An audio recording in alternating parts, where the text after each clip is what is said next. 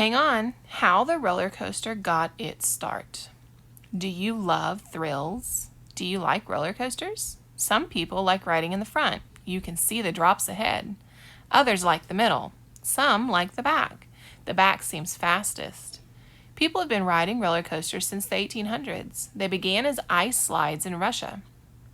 Ice slides were tall. They were wooden. They had steep ramps. The ramps were covered in ice. Ice slides were 70 to 80 feet tall. That is taller than a 3-story building. They were hundreds of feet long. Riders climbed staircases. They sat on sleds. The sleds were made of wood or ice. They had straw mats. The riders were pushed and they zoomed down the slopes. Russian mountains became popular.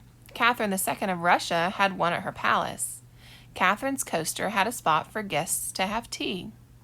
Russian mountains were unsafe. Guides would lead people down the ramps. The French saw how popular the slides were.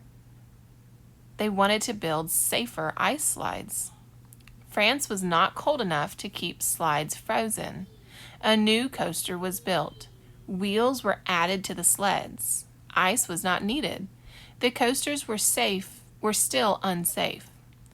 Accidents happened. The roller coaster track was invented. In 1817, Nicolas Bougon opened an amusement park. His park was in Paris, France. The first roller coasters were here. It was called aerial strolls. The cars had wheels locked onto a track. Other coasters did the same.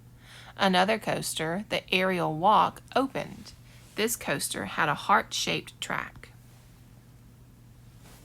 In the 1850s, America began developing their own coasters for coal delivery. A mining company in Pennsylvania built the Mosh Chunk Gravity Railroad, which was an 8.7-mile track that was used to deliver coal. In 1872, this coaster was opened for entertainment. Other railway companies followed suit. Lamarcus Adna Thompson saw the popularity of these coasters and developed the Switchback Railway. This coaster opened at Coney Island in New York in 1884. At first, passengers climbed to the top of a platform and rode cars down the 600-foot track and up to another tower. The design was soon changed to a complete circuit. By the 1900s, roller coasters spread to amusement parks around the world.